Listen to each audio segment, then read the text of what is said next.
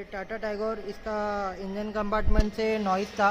Diagnosis के बाद हम लोग ने चेक किया, इसे पुल्ली बेल्ट वगैरह उतार के हम लोग ने चेक किया तो इसका ऑटो टेंशनर का नॉइज़ था। हम लोग ने अभी इसका ये पुराना ऑटो टेंशनर है जो हम लोग ने निकाल लिया है और इसको रिप्लेस किया। तो यहाँ पे न्यू ऑटो टेंशनर फिटिंग हो गया इसका, और अभी आपको नॉइज़ दिखाता हूँ मैं।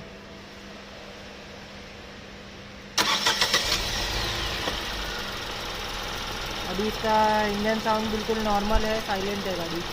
इसका ऑटो टेंशनर चेंज करके इसका प्रॉब्लम सॉल्व हो गया है।